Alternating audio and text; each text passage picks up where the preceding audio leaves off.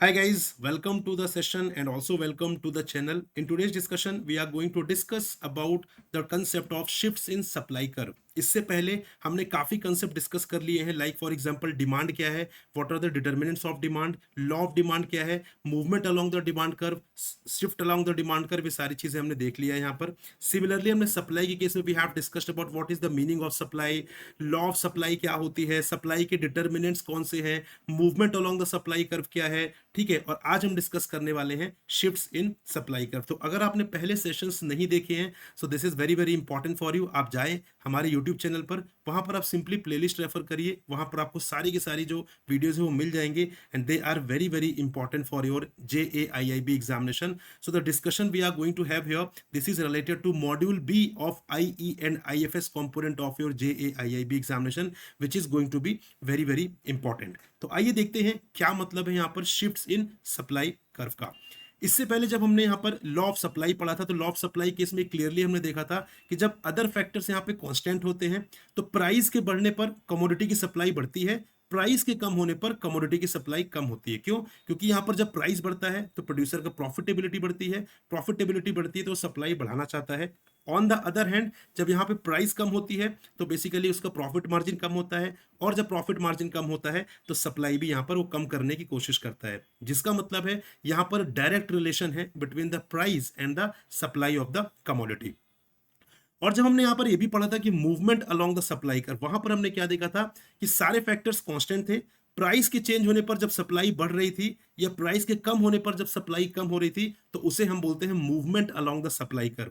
जब यहाँ पर प्राइस के बढ़ने से सप्लाई बढ़ रही थी उसे हम बोल रहे थे एक्सपेंशन ऑफ सप्लाई, जब प्राइस के कम होने से सप्लाई कम हो रही थी उसे हम बोल रहे थे कॉन्ट्रैक्शन ऑफ सप्लाई। बट यहाँ पे प्राइस कांस्टेंट रहने वाली है और अदर फैक्टर्स में चेंज होने की वजह से जो सप्लाई कर्व में शिफ्ट हो रहा है उसे हम बोलते हैं यहां पर शिफ्ट इन सप्लाई कर्व या change in supply. So let's read this, then I will make you understand. If there is a change in factors other than the price, तो यहां पर प्राइस कांस्टेंट है, अदर फैक्टर्स में किसी ना किसी में चेंज हो रहा है, then either more is supplied at the same price or less supplied at the same price, that will depend on the case to case basis, right? So in such cases the price of the commodity remains constant, but there is a change in other factors like change in the price of inputs, change in technology of production, change in price of other related goods, change in taxation policy of the government, etc. तो for example अगर हम बात करें यहाँ पर कि price तो constant है, आई टोल्ड यू कि इस केस में प्राइस कांस्टेंट रहने वाली है। मान लेते हैं किसी कमोडिटी के प्रोडक्शन के लिए यहाँ पे बेटर टेक्नोलॉजी को यहाँ पे डिप्लॉय कर लिया गया है, ठीक है। तो यहाँ पर अगर improvement in the technology of production हो रहा है तो उस केस में क्या होगा, उस केस में कॉस्ट पर यूनिट जो है वो यहाँ पर कम हो जाएगी, ठीक है। और जब कॉस्ट पर यूनिट कम होगी तो ऑब्वियस सी बात है सीधा सीधा यहाँ पर प्रॉफिट मार्जिन किसका बढ़ेगा, प्रोड्यूसर का। तो प्रॉफिट बढ़ेगा तो ऑब्वियस सी बात है प्रॉफिट बढ़ेगा तो वो यहाँ पे सप्लाई बढ़ाना चाहेगा, राइट। प्राइस तो सेम है, प्राइस में कोई भी चीज नहीं है, यहाँ पर अदर फैक्टर्स में चेंजेस आ रहे हैं जिसकी वजह से कॉस्ट कम हो रही है, और कॉस्ट कम हो रही है तो यहाँ पर प्रोड्यूसर का या सप्लायर का प्रॉफिट बढ़ रहा है जिसकी वजह से वो सप्लाई यहाँ पर सादा बढ़ाना चाह रहा है। इसको हम बोलते हैं increase in supply, which is represented by rightward shift of the supply curve. On the other hand मान लीजिए यहां पर इंफीरियर टेक्नोलॉजी का यूज किया जा रहा है, तो अगर इंफीरियर टेक्नोलॉजी का यूज किया जाएगा तो ऑब्वियस सी बात है यहाँ पे कॉस्ट पर यूनिट जो है वो काफी ज्यादा आएगी। कॉस्ट पर यूनिट ज्यादा आएगी तो यहाँ पर उसका प्रॉफिट कहीं ना कहीं इंपैक्ट होगा, क्योंकि देखिए प्राइस तो यहाँ पर बढ़ नहीं रही है और प्राइस यहाँ पर बढ़ाया भी नहीं जा सकता क्योंकि अदर कॉम्पिटिटर्स भी रहने वाले हैं। तो यहाँ पर जब कॉस्ट पर यूनिट प्रोडक्शन ज्यादा आएगी तो कहीं ना कहीं उसको अपना प्रॉफिट कम करना पड़ेगा, और जब उसका प्रॉफिट कम होगा तो ऑब्वियस सी बात है वो सप्लाई कम ही करेगा। आइए इसको ग्राफ की हेल्प से समझते हैं ताकि आप एक बेटर अंडरस्टैंडिंग यहाँ पर डेवलप कर पाए, राइट। तो यहां पर देखते हैं सबसे पहले इंक्रीज इन सप्लाई का केस देखते हैं। यहां पर प्राइस जो है वो वाई एक्सिस से रिप्रेजेंट हो रही है and quantity supplied is represented on x axis. तो यहां पर देखिए प्राइस इज सेम है, प्राइस में कोई भी चीज नहीं है, बट यहां पे पहले जो है एक नॉर्मल टेक्नोलॉजी यूज की जा रही थी बाय द प्रोड्यूसर। तो यहां पे at price OP quantity supplied was OQ, ठीक है।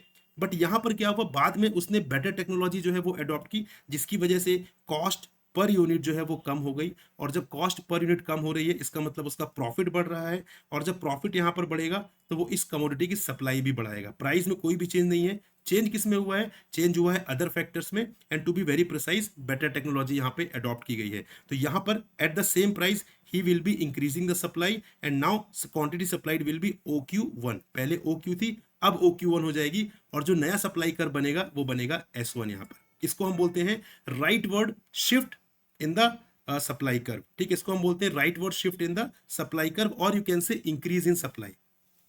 Got it?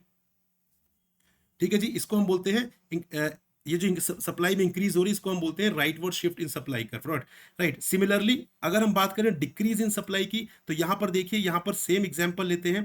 पहले यहां पर क्या हो रहा था, पहले यहां पे सप्लाई कर्व बन रहा था ओ क्यू। राइट, ये था क्वांटिटी सप्लाइड, ये थी।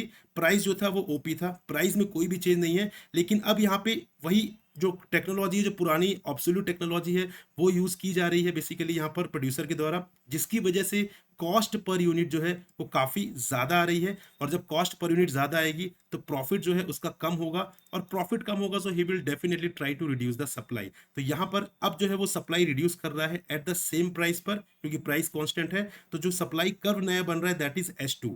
ये S2 नया सप्लाई कर्व बन रहा है, और यहाँ पे जो क्वांटिटी सप्लाइड है बेसिकली वो क्या हो रही है, now this is from OQ1 to OQ। ये बेसिकली यहाँ पे क्वांटिटी सप्लाइड कम हो गई, जिसकी वजह से ये लेफ्टवर्ड मूवमेंट हो रहा है, लेफ्टवर्ड शिफ्ट हो रहा है सप्लाई कर्व का, और इसे हम बोलते हैं decrease in supply. Got it? So I hope आपको ये अंडरस्टैंडिंग आ गई है कि शिफ्ट इन सप्लाई कर्व क्या होता है, राइटवर्ड शिफ्ट किस केस में होता है, लेफ्टवर्ड शिफ्ट किस केस में होता है। यहां पर एक चीज आपको ध्यान रखनी है, प्राइस विल रिमेन कांस्टेंट। ये जो लेफ्टवर्ड और राइटवर्ड शिफ्ट हो रहा है सप्लाई कर्व में, this is because of change in other factors. ठीक है, प्राइस विल रिमेन कांस्टेंट है। तो यहां पर अगर हम बात करें factors causing increase in supply और rightward shift in supply curve, तो यहां पर बहुत सारे फैक्टर्स हैं। Fall in the price of other related goods, fall in the price of inputs factors, use of better technology, decrease in the rate of excise duty। इन सब में कहीं ना कहीं जो प्रॉफिट मार्जिन है वो यहाँ पर बढ़ रहा है, और जब प्रॉफिट मार्जिन बढ़ेगा तो ऑब्वियस सी बात है यहाँ पर वो सप्लाई भी बढ़ेगी और राइटवर्ड शिफ्ट हो जाएगा सप्लाई कर्व का। ऑन द अदर हैंड यहाँ पर हम बात करें डिक्रीज इन सप्लाई का, तो यहाँ पे कुछ फैक्टर्स हैं like increase in the price of other related goods, rise in the price of inputs, use of inferior technology, increase in the rate of excise duty. इन सब की वजह से प्रॉफिट मार्जिन जो है वो कम हो रहा है, और जब प्रॉफिट मार्जिन कम होगा so obviously he will try to reduce the supply, and that will lead to leftward shift of the supply curve.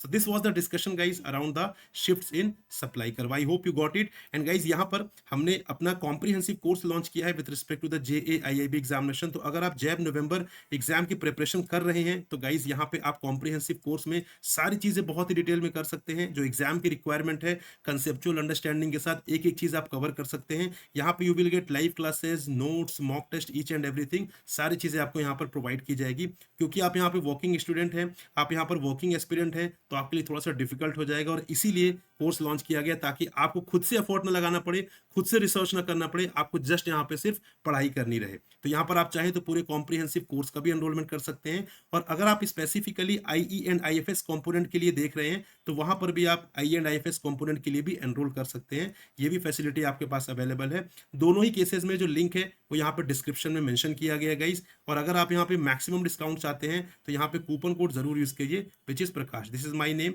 And that will work as the coupon code. Through this you will get the maximum discount। and also guys do join my telegram group also। यहाँ पे I regularly की posting बहुत सारी information जो आपके लिए relevant है, और साथ ही साथ में आपको कोई भी इशू है आप डायरेक्टली मुझसे टच में रह सकते हैं। I will take care of each and everything. So bye bye guys, thank you very much, will meet in another informative video. Till then goodbye, happy learning, take care.